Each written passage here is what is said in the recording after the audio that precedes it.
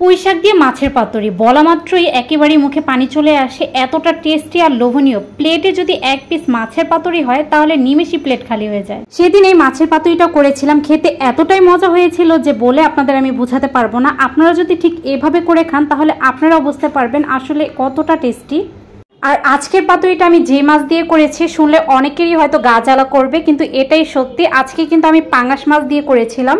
যারা পাঙ্গাস মাছকে একেবারেই তুচ্ছ চোখে দেখেন বা গন্ধের জন্য খেতে পারেন না বা ভাজা ছাড়া খেতে পারেন না, তারাও কিন্তু এই পাতুরির জন্য বারবার পাঙ্গাস মাছের কাছেই ছুটে যেতে হবে। তো যাই হোক, আমি এখানে একটি মশলা তৈরি করব, সেজন্য পরিমাণ মতো কিছুটা তেল দিয়ে দিলাম। তারপর এখানে অ্যাড করে দিয়েছি গোটা 4টে আদা আর গোটা 3 থেকে 4টা রসুন। আর এখন অ্যাড করে দিচ্ছি হাফ কাপ পেঁয়াজ কুচি। এখন ভেজে নেব।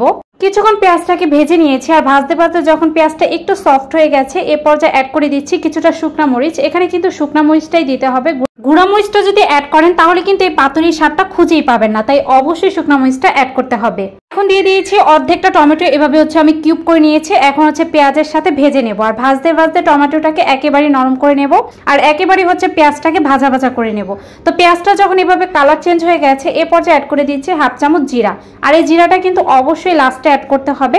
ফার্স্টে যদি তেলটা দেওয়ার পরে জিরা দিয়ে ফোড়ন তুলে নেন তাহলে কিন্তু দেখবেন এরকম ভাজা ভাজা করতে করতে জিরাটা কিন্তু অনেকটাই পড়ে যায় আর বাজে একটা স্মেল আসে। তো টমেটোটা আমার একটু কম মনে হয়, পরে কিন্তু আর অর্ধেকটা আমি ভেজে নিয়েছি। আর এখন ঠান্ডা হওয়ার পরে ব্লেন্ডারে নিয়ে নিয়েছি। হাফ চামচ দিয়ে দিলাম হলুদের গুঁড়া, আর স্বাদ মতো লবণ, ধনিয়া গুঁড়া দিয়ে দিলাম হাফ চামচ। এখন ব্লেন্ডার করে নেব। তবে আপনারা চাইলে কিন্তু পাটা বেটে নিতে পারেন, কিন্তু আমি পাটা বাটার আর ঝামেলা করলাম না, সেজন্য সরাসরি ব্লেন্ডার করে নিয়েছি। আর এখন এই তো বড় বড় সাইজের কিছুটা পুঁইশাকের পাতা নিয়েছি, ভালোভাবে কিন্তু ধুয়ে পানিও ঝরিয়ে নিয়েছি। এখন পাঙ্গাস মাছের পিঠের আর পেটার অংশগুলোকে আমি ভালোভাবে ধুয়ে নিয়েছি। কিভাবে ধুয়ে নিয়েছি সেটা একটু বলে দিই। আমি কিছুক্ষণের জন্য মাছটাকে লেবু রস আর লবণ দিয়ে মেখে রেখে দিয়েছিলাম। তারপর পানি দিয়ে ধুয়ে আবারও লবণ দিয়ে মেখে ধুয়ে নিয়েছি।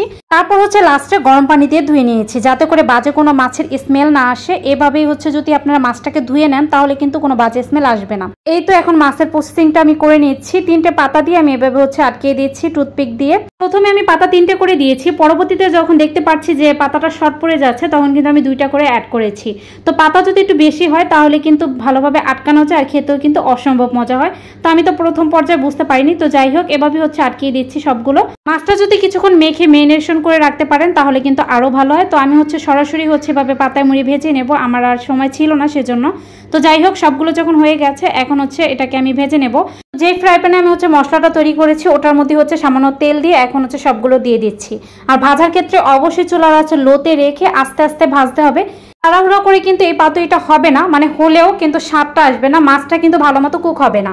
তো আমি এই তো প্রথম পর্যায়ে দেখিয়ে দিয়েছিলাম, একেবারে পানি ছেড়ে দিয়েছে পাতা থেকে। যে 2টা পাতা হচ্ছিল না ওই 2টা আমি এভাবেই ভেজে নিচ্ছি। আর এখন এই তো টুথপিক গুলো উঠিয়ে নিচ্ছি, পাতাগুলো কিন্তু একবারই বসে গেছে। আর এখন আমি উল্টিয়ে পাল্টিয়ে একবারে লো আছে ভেজে নেব।